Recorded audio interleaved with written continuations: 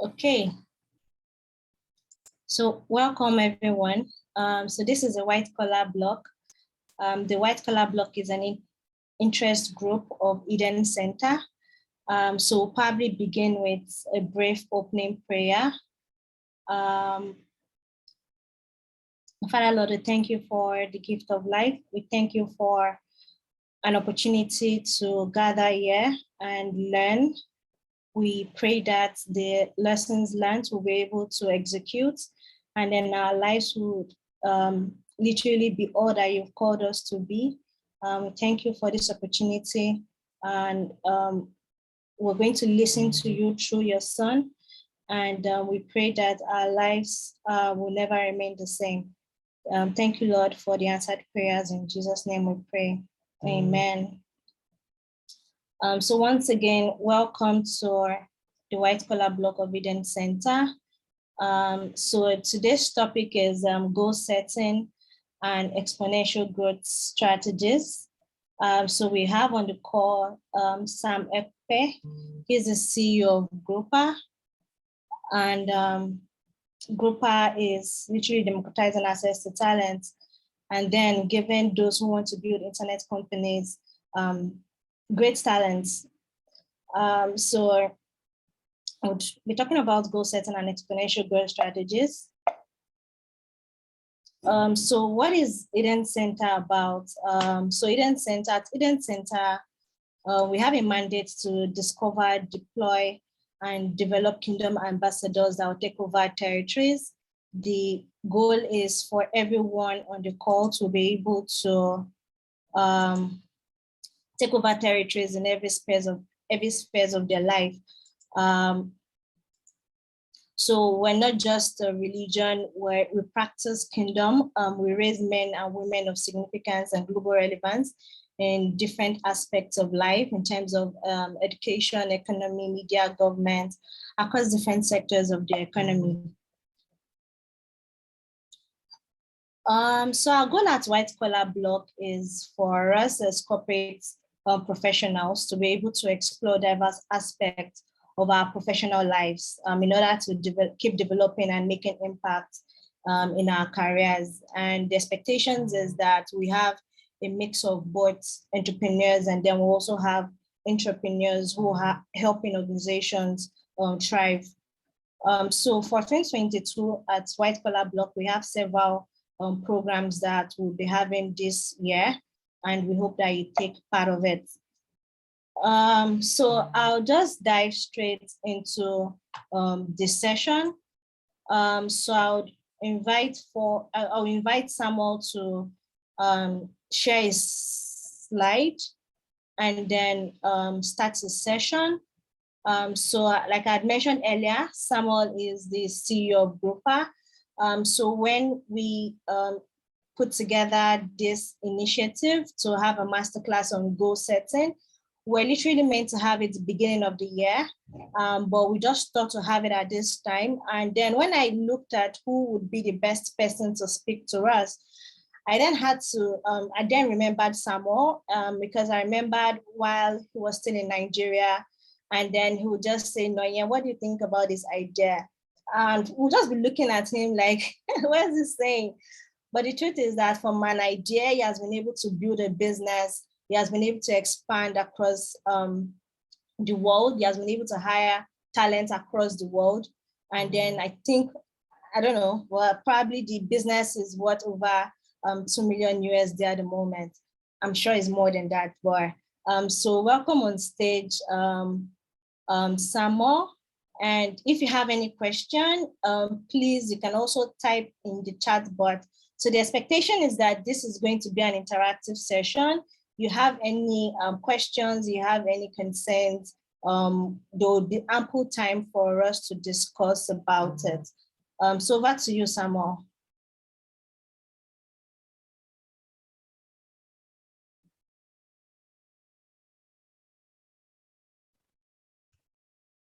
Good morning, everyone. Can you hear me? Signify if you can. Yes, we can. Oh, yeah. It's a pleasure to meet you guys. Thanks so much, If honestly, if you guys can, if any of you can turn on video, that is okay. It'd be great to see people. But if you can't, then we can run this like this. So it's a pleasure to be here.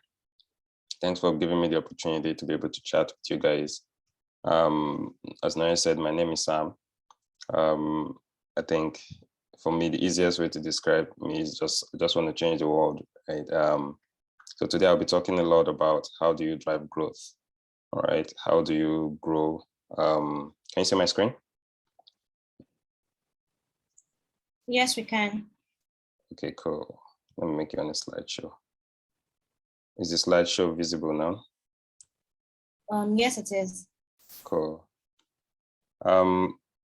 Yeah. So yeah, a brief about myself. I moved from Nigeria here to be able to like build a company out of the Bay Area to be able to scale it across the world. Primarily because the idea needed to stem out from here. The mission was just focused to democratize access to innovation. We want to be able to allow anyone anywhere to build the next big thing. All right. Yeah, sometimes I want to start this presentation by saying you have to be able to see differently. All right. Like many of you are in Nigeria now, everybody are complaining about the government and everything, but you must be able to be focused, right? To say, how can you see differently? All right. So I want to start this show by encouraging everyone to believe like they can see opportunities where other people can see threats, right? Or where other people can see impossibility. All right, that's the first mentality you want to have going into how can you grow, right? So if you don't know that there's possibility for growth, then there's no opportunity to grow. And so I hope to start this in that note. So the question I want to start now is ask everybody, what's the goal for you? You may say, what's your goal? All right. How many people want to just reply? What's your goal? Let's make it interactive.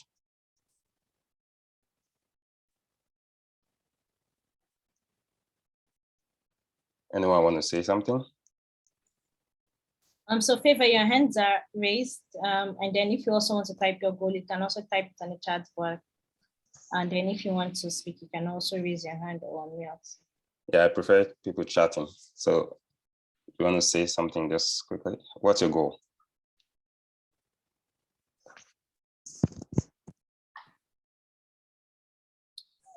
So Favor, do you want to unmute and say something? How many people do we have on the call? So at the moment, we have 10. I don't do well in monologues, so everyone need to contribute. So if you want to take out from here, let's contribute. It's just a simple question. It's no business stuff. Just what do you think is your goal? What's your goal? 2 responses. I can see Oxford here. Oxford, what's your goal?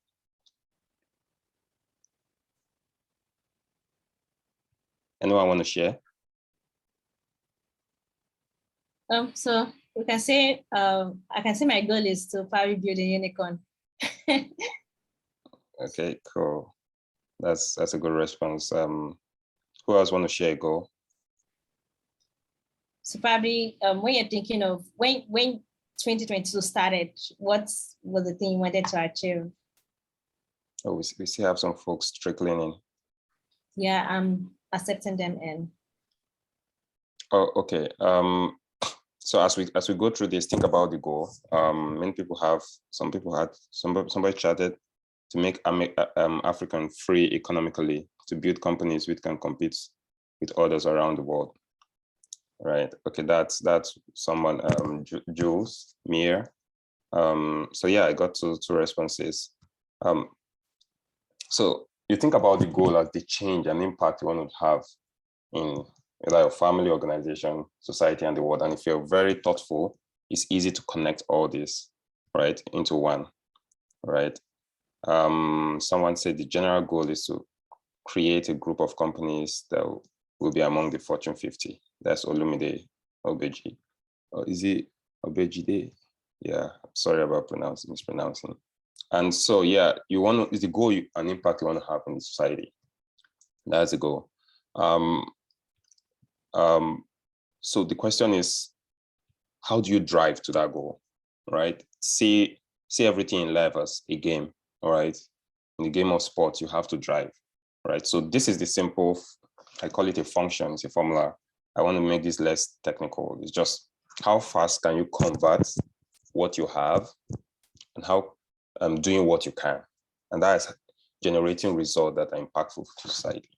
So the impactful result or the change you want to have is going to be a function of how fast you can convert what you have and doing what you can.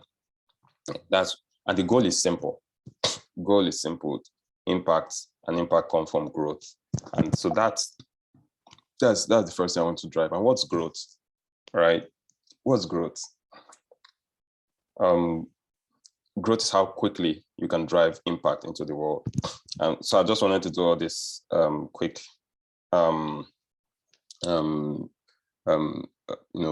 appendix orientation. But the thing that is critical now is what got you here won't get you there. So many of you now have these goals to have Fortune 50 companies, to build unicorns, to be able to transform, to build a group of companies that's going to, you want to elevate Africans economically, right? But the reality is what got you here won't get you to that goal, right? So the question is, how do we get to that goal?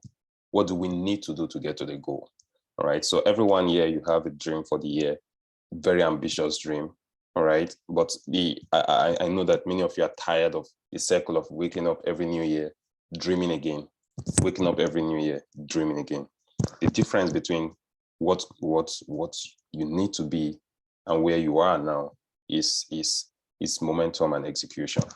All right, you need to execute on your goal. So there are 3 kinds of people, right? As you can see in this graph, right?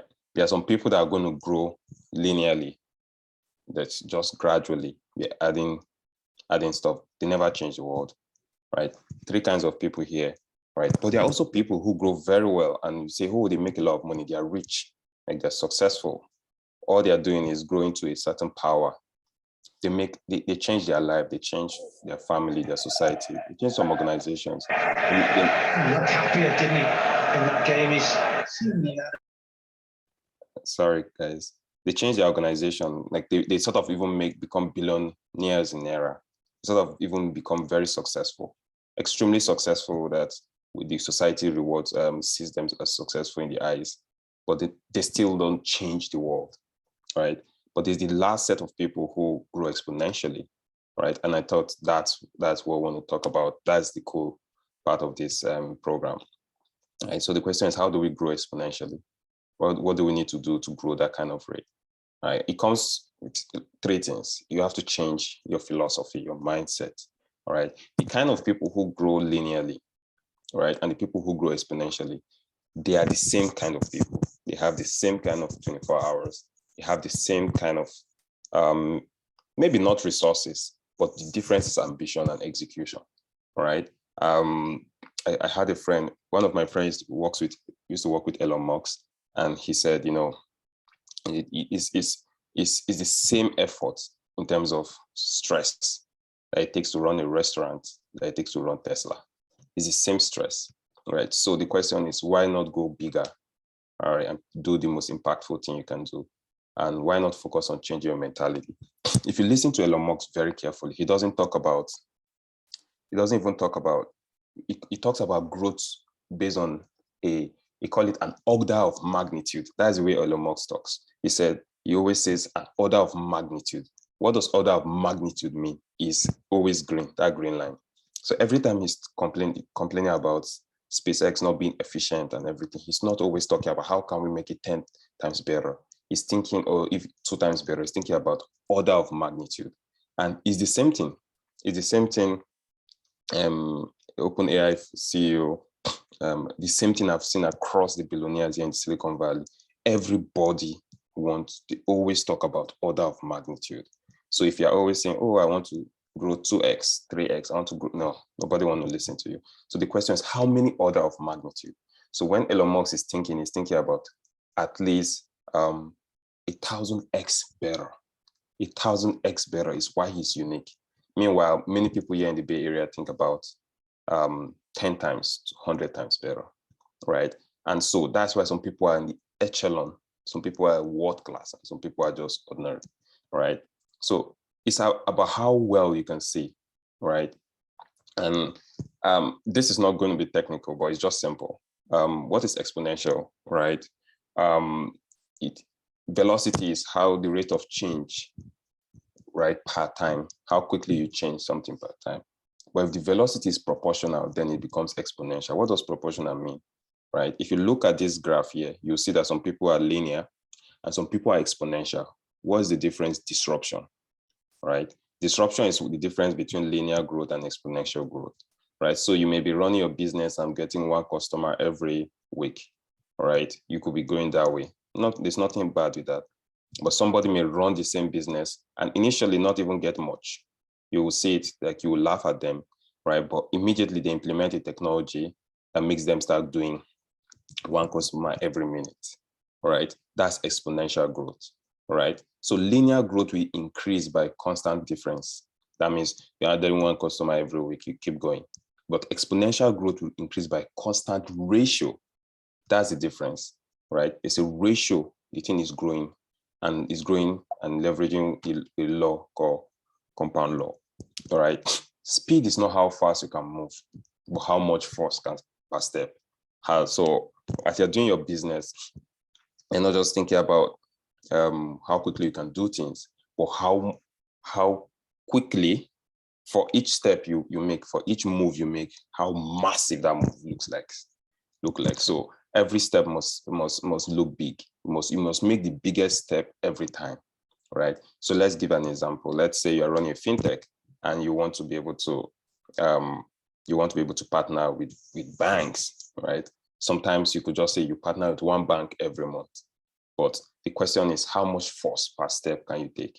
You can partner with 10 banks in a month, right? And that is speed and the momentum happening that gives you the exponential growth, right? And so that's the difference, is the mentality these people have. The first thing you want to do is raise your standard. And the most important thing is be consistent. So we see a lot of people start the year, you start, having this high standard. Even your personal life, I kept this slide very open, both personal, business, relationship, career, right? Before you know, you have a high standard, the next thing you start compromising. So you say you want to grow 10x this year. The next thing, like, okay, if we can do even 5x is good. The next thing you say, oh no, yeah, maybe 2x, and then that's the problem. They call it defaulting to mediocrity. You now default to mediocrity.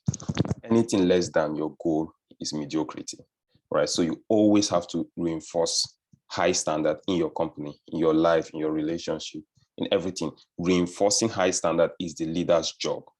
Your job is not to run your company. Your job is to reinforce quality and excellence in your company, right? So that's, you have to raise it and keep raising it and keep amping up the speed, keep reinforcing high standard, right? And anytime you think you have hit that, raise the bar again, always keep raising it. And then that's how you drive growth. Again, the goal is about driving growth. The goal is about driving growth and impact in society. So growth compounds. So you have to keep constant ratio of high productive function. So look at yourself, look at your life. Let's say, look at your life generally. If you earn 100,000 naira a month, the question is, how productive are you? Generally, every employer wants to get at least, let me tell you the secret.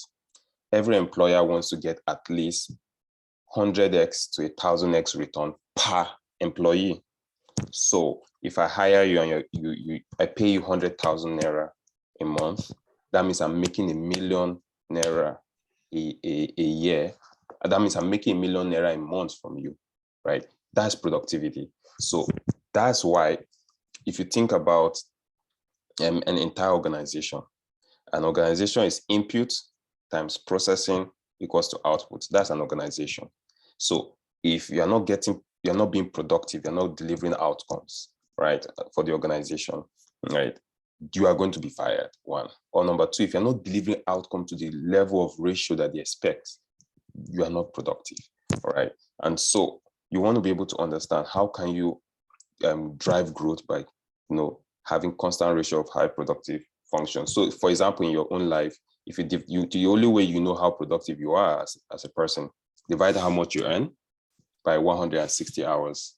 That tells you how much you earn per hour. And so the question is, how can you drive growth in that? How can you improve your productivity? How can you 10x that minimum, right? The expectation is, how can you 100x that? So if you earn 100,000 naira in a month, right? Or if as a business you make 100,000 naira in a month, the question is, how can you take that 100,000 to a million naira a month? I'm struggling to know. But so the idea is, how can you do that? And so you bring it down to basics and say, this is how much you make per hour. And for your organization or for the company, this is how much the company makes per hour. How can you improve yourself, learn more knowledge, more resources to drive more productivity, right? How can you improve high productive function? And what is a function? A function is not a function in business term, they call it function a department, right? A function is like a group of resources engaging together to deliver an outcome, right? So you have to be able to engage to deliver high productivity in your life, your relationship, your business, or if you are working in a department. So you have to always raise standard. There's a book called Amp It Up by Frank Slutman, the guy who did one of the biggest IPO ever, right? He always talks about raising standard and amping it up.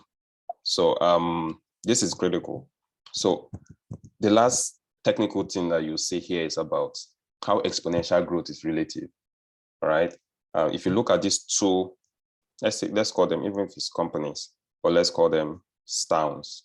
So this this particular town, it grows by the same absolute amount each year. And I discussed this before, earlier in the previous slide.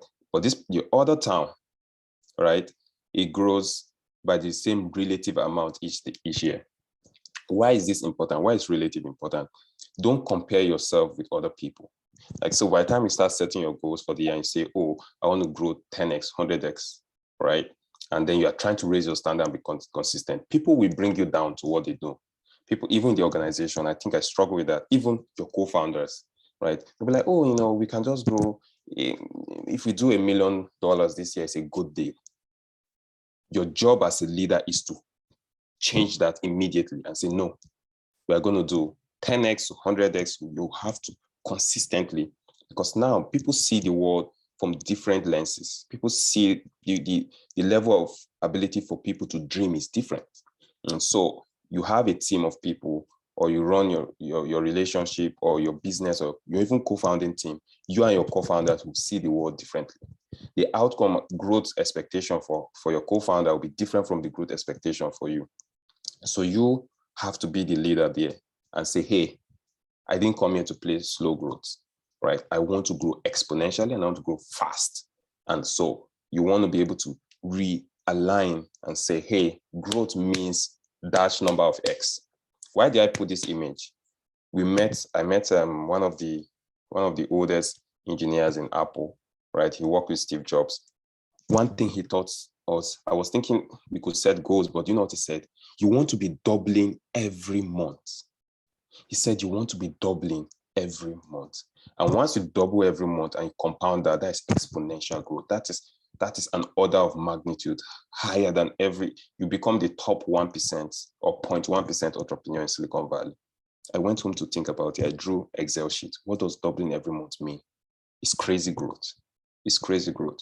But you may be having that growth. Let's say you had that meeting, you just left this session today, and you have, I want to double every month. And then you go and meet your co-founder. You know what the co-founder will say? If you can add 2 customers or 10 customers every week, or like, that would be great. So they want to default you down to straight town.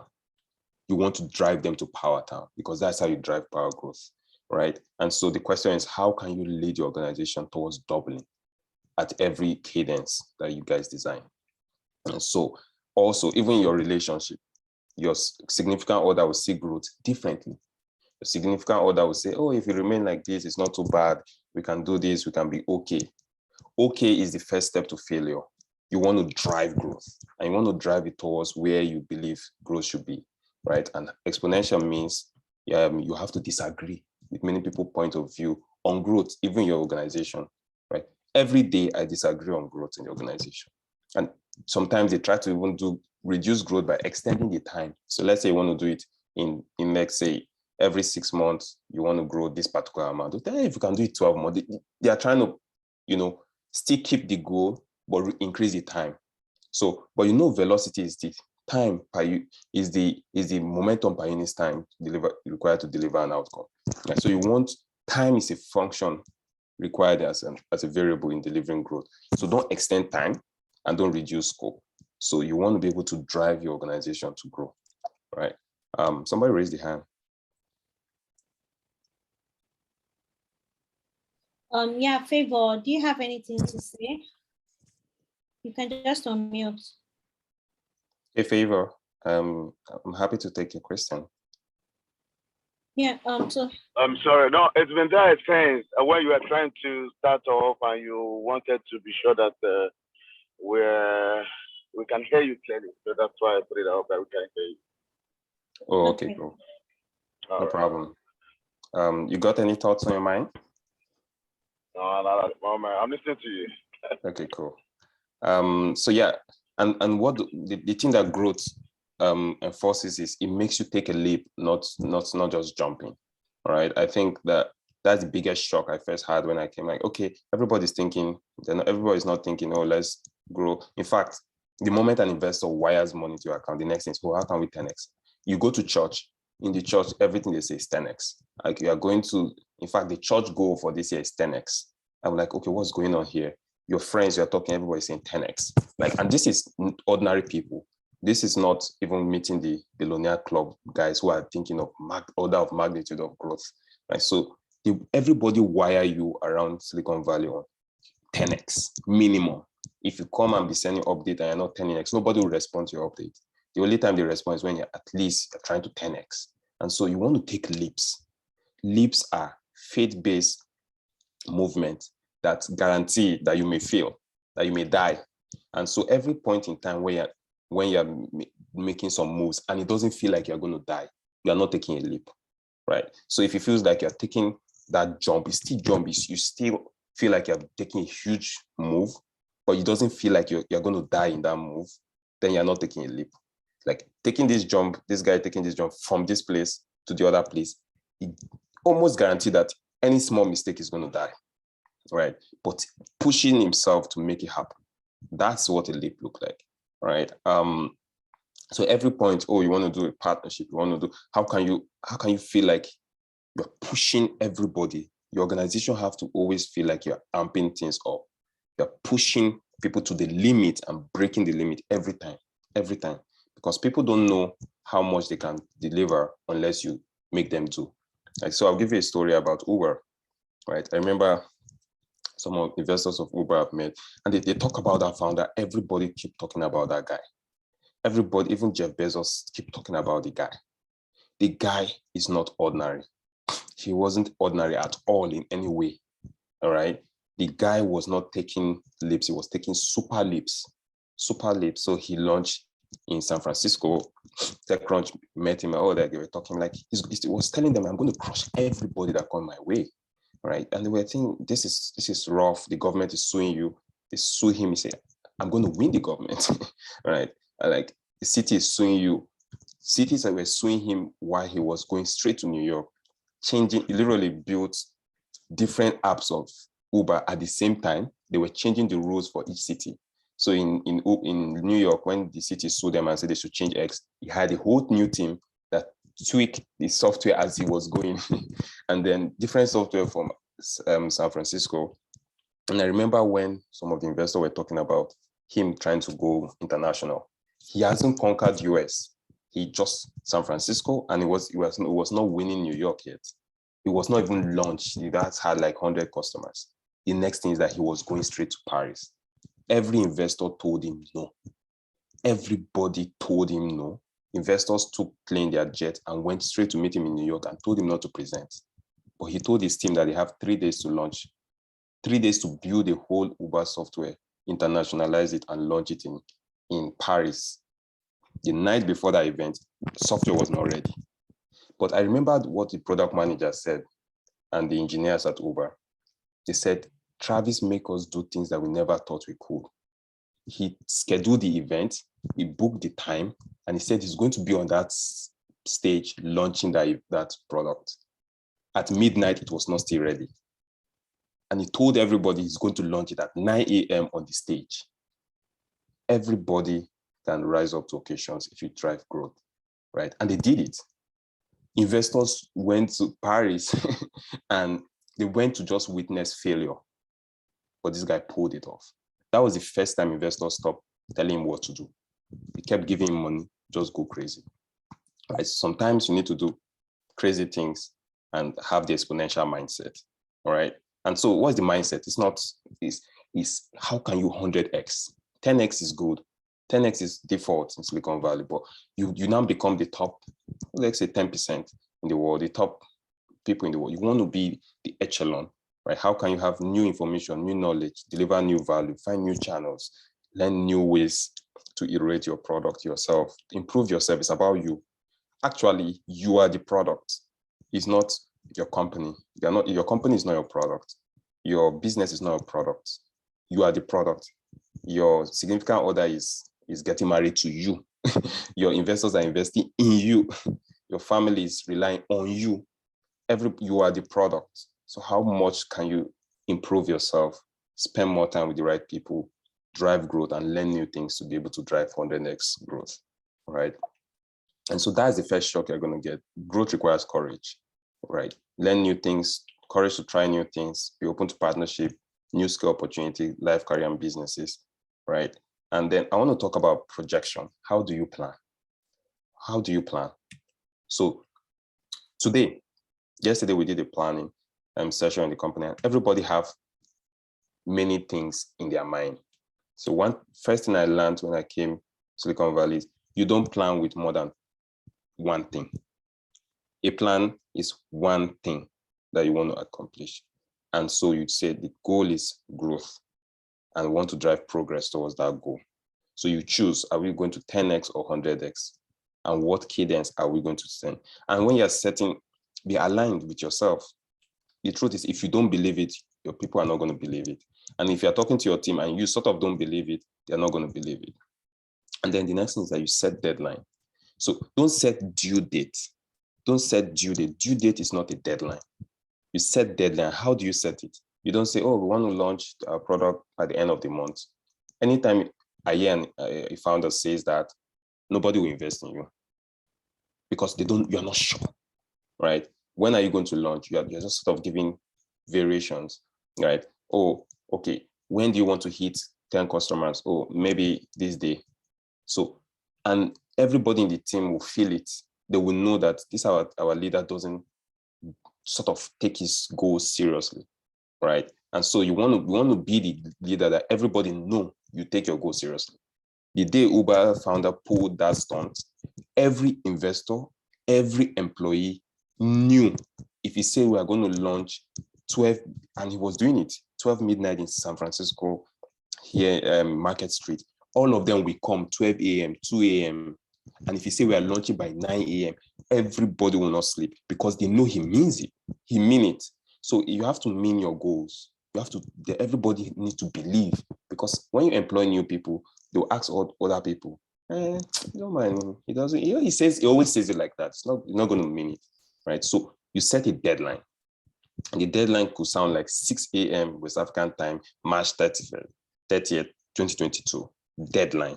And so everybody must see that deadline. To make it even real, you put a countdown, put a countdown towards it, and then you put it in your team, in your Slack, anywhere your team can see, and everybody know every morning. Don't talk much. Where are we on that? Right? Obsession towards progress on your goal is how you align everybody. And the reality is sometimes you may not hit that goal. Sometimes it may happen that you did all your best, but you must do your absolute best, right? Not your best.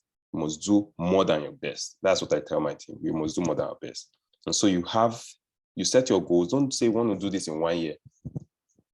Focus on the next 30, 60, 90 days, or maybe 120 days. Focus your goals in short circles, and all these compound to make you have exponential growth for the year.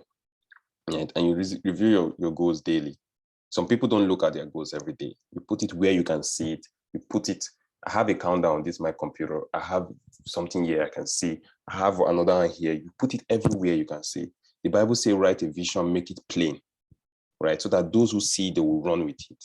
You need to have somewhere you see your vision every time. It primes your environment. It primes the thing you do. Even the friends you have around you, when they come around somehow, when they're hanging around with you, you attract the right people, right? There's a reason why this Silicon Valley mafia, they're always together, because they have a certain way of doing things, right? And then you make your growth projection a mission. What does mission mean? I was reading this book called Red Team by Micah Zenk. He was the one who was, I think they were the part of the people who ran the mission to get Osama bin Laden, all right? And he described what a mission looked like, all right?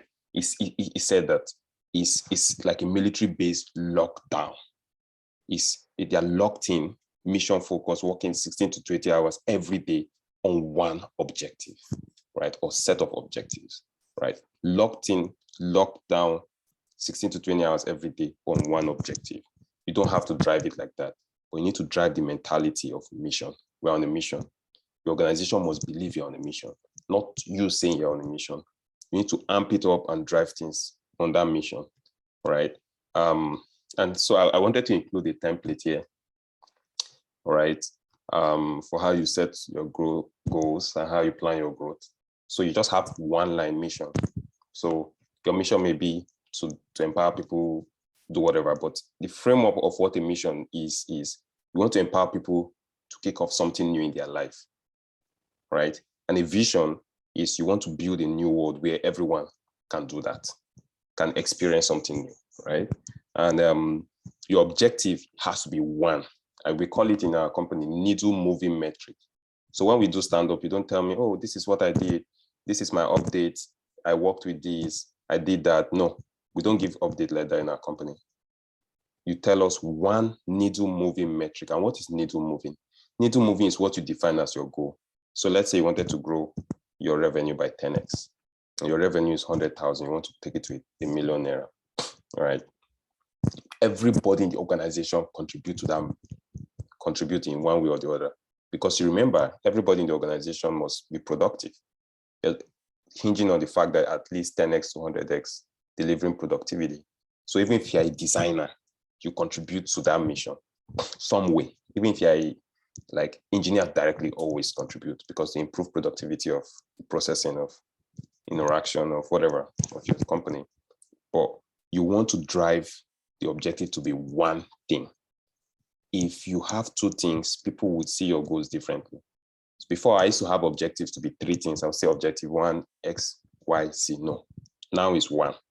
Stand up is 30 seconds. Tell us one needle moving thing you did today, or one needle moving thing you plan to do today. So your entire company objective is going to be to grow one thing by whatever. This one may be in your life. I want to be more, I want to drive more collaboration in my relationship, right? I want to read 52 books in the year, all right? And so you need to be able to, or whatever you want to do, right? You need to be able to have clear objective, and it needs to be one. If it's 2, you're doing it wrong. Needle moving. If you're playing a sport, soccer game, everybody know where the post is. Everybody know where what winning is. Winning is not even just how many goals you score. Winning is how many goals you score, right? The difference between that and what your competitors have, and ensuring that it's positive, right? So you want to win. And sometimes it's not just by winning, with having more goals, sometimes having the difference being larger enough to guarantee your win, right? So you want to have one objective, one thing, and everybody must contribute to it. And it should be needle moving, right? It should move you towards scoring more goals. It should move you towards winning the game. And so sometimes your people, but we are scoring goals. No, we are losing the game. You could be winning You could be losing the battle, right? You could even be winning the battle and losing the war, right? So you want to focus on the war, right? That is one goal, one objective, and everything has to be needle moving. So the strategy is 3 things you need to do to make that objective a reality. Resources you need to acquire: money, time, more people, knowledge you need to inquire, right? Meet people, learn things, do whatever. Transformation in your operations and processes that help you get towards that objective, right? And yeah, let me see, does anybody have a question before I go to the last section?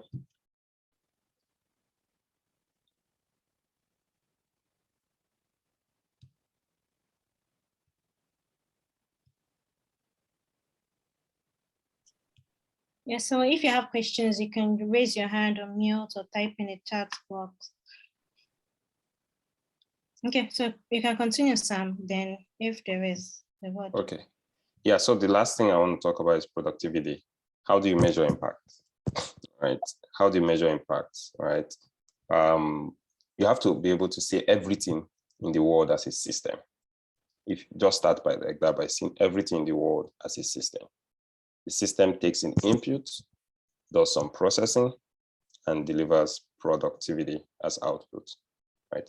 That is how the world works. Even the economic machine takes in some input, does some processing, trading, delivers some optimization outcomes and derivative, whatever, right? So you want to be able to look, how can I optimize what I do today? If you're a student, how can I be more productive?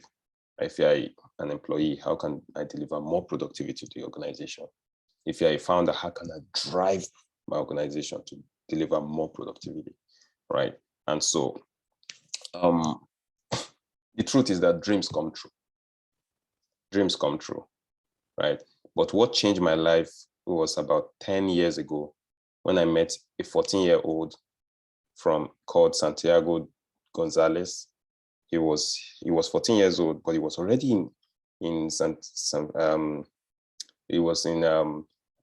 Francisco University already.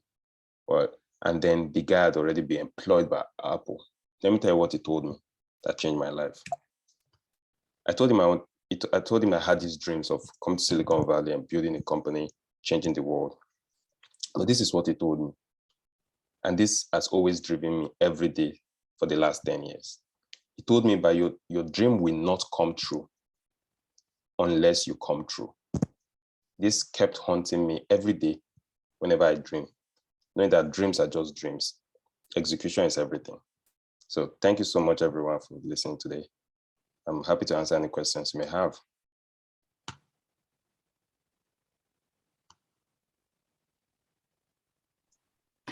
Okay, thank you so much, Sam, for the very insightful session. I'm sure we all learned. So someone wants to say something. So if you want to say anything, you can just unmute. If you have any question, you can unmute. I don't know if I have any challenges. Unmute. Hey guys, I expect like 5 to 10 questions. I think I have 15 minutes. I can answer. Yeah, so questions, comments, clarification. Also in the interim. Okay. Does anyone have a question? Yeah, so I just want to appreciate Sam. Thank you so much I came in late, but I've been able to gather value, so I appreciate your time. So I just have a question. So my question is around, as a startup founder who is early stage, right? And say like your goal is how do you manage performance at that stage, especially if you're like working with your co-founders and maybe one or two early employees, right? How do you manage productivity and performance at that stage? Given that you've probably passed through that phase. So advice in that regard would be helpful. Thank you. Very, very good question. I think that's a very good question and very practical question, actually. Thanks for asking that. So I think the first mistake people have is when you think that you have a company, you don't have a company yet. All right. So that is the first thing I bring to the organization. I tell them at this stage, we still don't have a company. You must always assume that you're default dead. You're default dead. You want to survive. And so going into the organization and having a culture of survival and growth is the first culture you want to have. And so even if you're just 2 people or 3 people, you want to be able to say, how can we make sure we survive?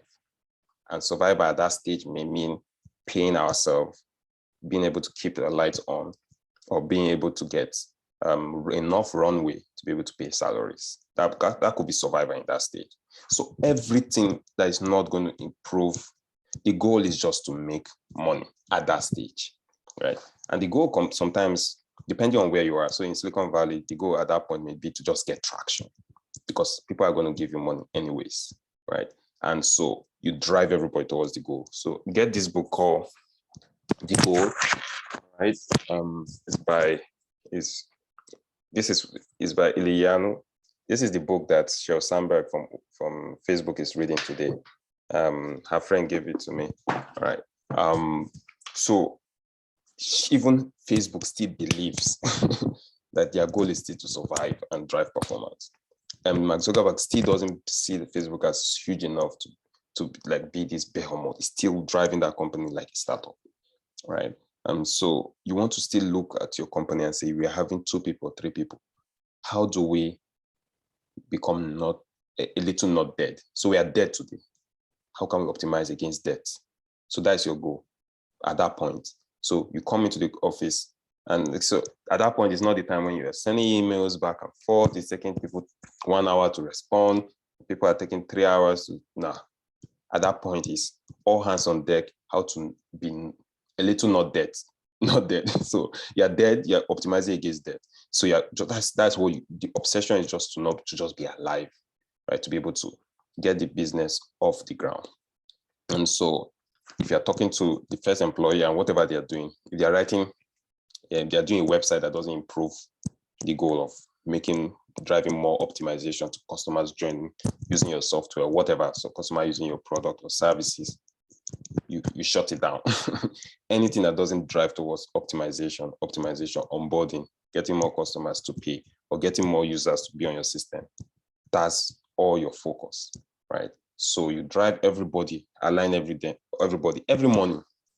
Gentlemen, what's the one thing that can help us to not be dead today, right? And they tell you, go towards it. And so sometimes the biggest problem I had, even when I was in that stage, was there are many fancy things to do. I was, thinking, oh, we're a company, sit down, build organizational structure, processes, all those stuff, even though we're still small. And so it wasn't needed. Now, your focus, even my focus right now, is I still think about the company as it's not there yet. We are not a company. I tell them every day, we're not a company. We're trying to survive. Until we reach $1 billion. Even at that point, your goal is dominance. So now your goal is survival. So drive survival and growth in the company. The next goal will be optimization and growth scale. Then the next goal will be dominance. Right. So that's how you just, I think that helps. I don't know if that answer helps. Yes, it sure does. Thank you so much. Optimizing against debt. That's you should tweet that. That's a key statement, key phrase. Yeah. So thank you. You're welcome. I love the question. I love that question. So I think that there's another question. How do you measure movement from a personal point of view? I don't know. Emanuela, do you want to clarify? Or do you want to? Okay, needle movement. Okay. So all of us, I think the easiest sport to use is soccer, right? All of you, when you watch the game of soccer, you know what the goal is. Subconsciously or consciously, you know what the goal is. The goal is not scoring more goals inside that net. The goal is winning. The goal is scoring more goals than the opponent such a way that the difference is winning, right? So imagine you are the coach of that team that is playing that game, right? And then and you go to the dressing room, right? And you're 90 minutes into the game. All of us know the tension people have when you're 90 minutes into the game and you're not winning, right? That is how you have to assume your company is, right? You're 99 minutes. Your competitors are bigger companies or smaller other companies that have money or whatever. Or your competitors could be conventional wisdom, conventional systems. And you're 90 minutes in, you're not winning. The question, imagine you are being the coach of that organization or that team. What are you going to tell them to prioritize, right? You're going to tell them to prioritize. If somebody say, oh, you're 90 minutes in, 5 minutes remaining, or 3 minutes extra time, whatever, and all they want to do is to be dribbling around, unless that dribbling moves the needle towards scoring more goals, it's not needed, right? So it's ruthless prioritization. Everything at that moment must take you towards that net, more goals until you win, all right? And so that's so if I come for stand-up, I don't want to be hearing, I did a design, I shared with this, I shipped update to the software. No, that's not what you tell me. I want to know how we're moving the needle. The needle in my own case is how many people are onboarding, how many people are using, how many people are booking, how are we making more money, right? And so even if you're an engineer, you want to be able to track how many people are onboarding. So you in your company, you must put tracking system into everybody. And tracking system is not about tracking the work they're doing, but tracking the performance, the productivity of what they have shipped or what they have delivered. And so even if you're a designer, our designers always complain, oh, I don't know if my work is needle moving. Your work is needle moving if it compels people to see our brand differently.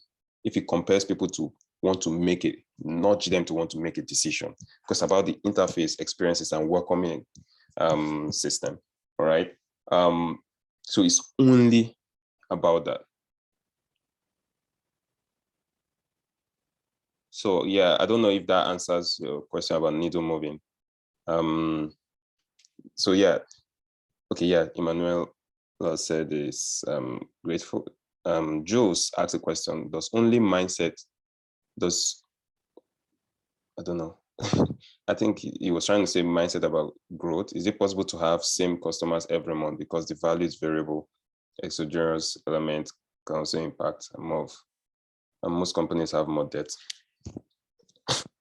Startup equals growth, period. Startup equals growth. If you're not growing, you're dying. And so retention is important for growth. So see retention as acquisition without cost of customer acquisition. Let me explain. If you retain a customer, it means you don't have to spend to go and acquire that customer again, right? So retention is acquisition, and acquisition is a function for growth, but acquisition doesn't really mean you're driving growth, right? And so unless acquisition is measurable and is growing at a certain pace, right, as I've described earlier, then you know that you're growing as an organization. So yes, sometimes growth, you may see growth as get more customers, but the truth is, all in a sports game, I make soccer now, you may see growth as score more goals, but the truth is, if you don't defend the goals that people are going to score you still will not win. Your goal is to win. As you're scoring more goals, you're defending all the goals ever. And so that's how you want to think about it, all right? And then you're driving optimization, ensuring that everybody is getting things done. People are not getting things done. Get them off the boat, right? I don't know if that answers your question. Jules, can you hear me? Yes, it's okay. Yeah. Yeah, so Damola was asking about top 3 books in achieving exponential growth, business, career, personal life. There are many books on growth. There's this book I just got. I think this is Frank Luthman, Amp It Up. This is from the Snowflake CEO. Of course, I showed you the goal, and there's another book I just got. This is Who, Not not how. It's all talking about getting people. Your job as a CEO is to do nothing. Your job is not to work in your company. Your job is to work on the company. So your job is to be the coach, not the captain on that pitch, right? So many founders today see themselves as doing the captain work. And that's where you get so tired. You don't see the game, you don't see the big picture, and you don't even know what winning means because you're focused on the operational game. So your job is to be the coach, not the captain. So yeah, I don't know if these books are going to help, but yeah, there are many other books I have. I could send recommendations later. Okay, thanks a lot. Does anyone have any other question? So if you do, you can type in the chat box, or you can also unmute. So one question I would ask, so we have a lot of entrepreneurs on this call, people who are working for organizations, employees. So what are your advice on how they can stand out? Probably as Christians or as individuals, how can they stand out in their place of work? I think in the Bible, when the Bible talks about Daniel and his friends, the Bible made it clear that he was not just better than all his colleagues or his team. He had a team, right? So if you are a founder, you need to have a good team, right? If you are working in a company, you need to have a good support structure, maybe outside the company, of friends. Like when I came here, I was like, I didn't have books. Like now I have this certain support structure of friends that like every day you meet, they're talking about something new, they read something, like priming yourself for success. All right. So support structure may be outside the organization where you meet people, you learn new things, you grow as a person. If you're working in an organization, your growth is you. Even as a founder, your growth is you with respect to your team, right? So you have to always be obsessed about learning new things. Deeply obsessed about learning new things, about growing, right? But that is how you differentiate. You differentiate when you come to a session or something, when you're thinking different. You're thinking different because of the number of information you're being able to be exposed to. So exposure is difference, right? The second thing is execution. So exposure, number one.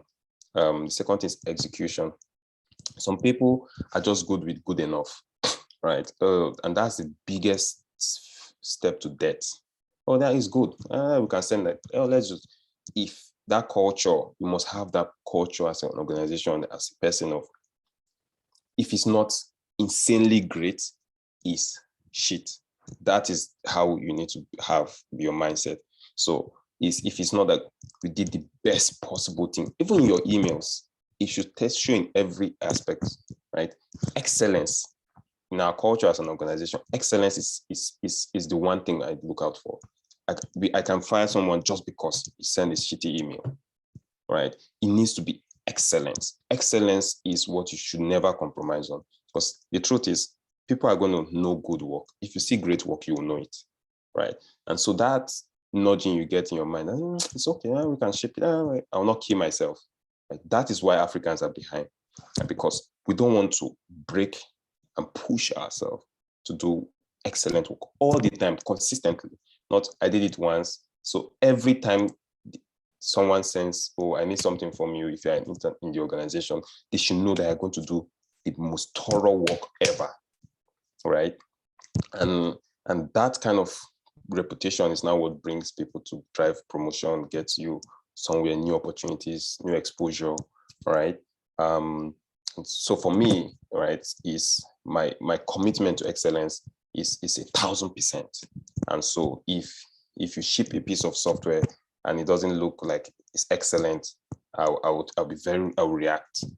If you do anything that doesn't feel excellent, you see reaction. So people need to see that even your teammates in the organization, if they send something to you, even if you're not CEO or whatever, and it doesn't look excellent, push back. Can we do this better? Can we make this better? And so that's how you drive yourself towards standing out. So standing out, you need to be excellent first. Okay, thank you so much for your response.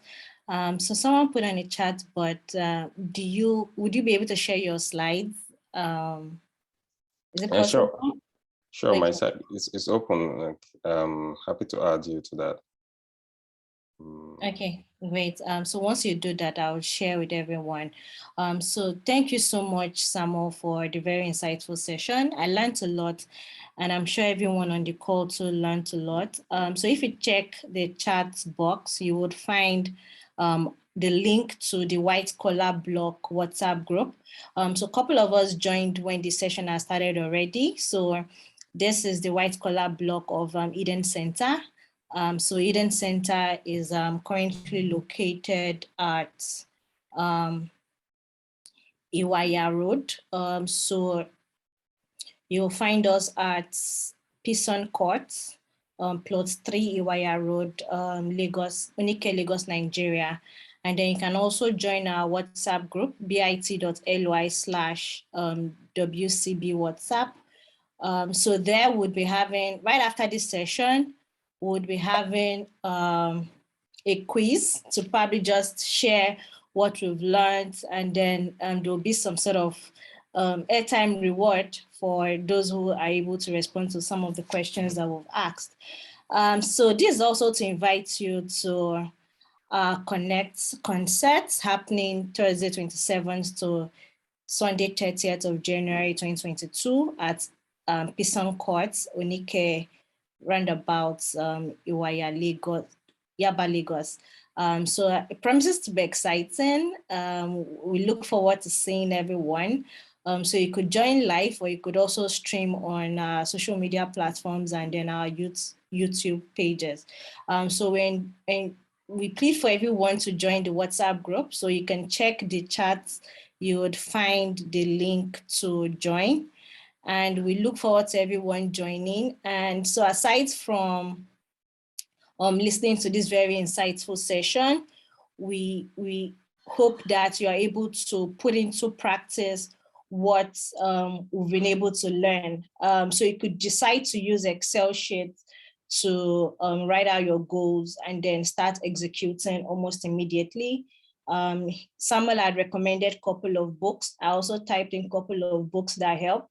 That would help. One book I literally love is the 10X Rule by Grant Cardone.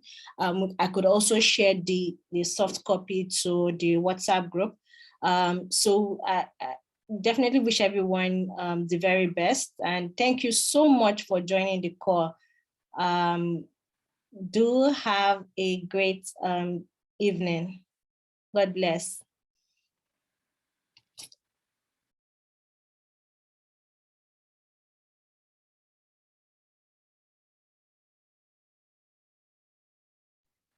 So if you want to unmute to just say thank you, you can. Yeah, take care. Thank you, guys.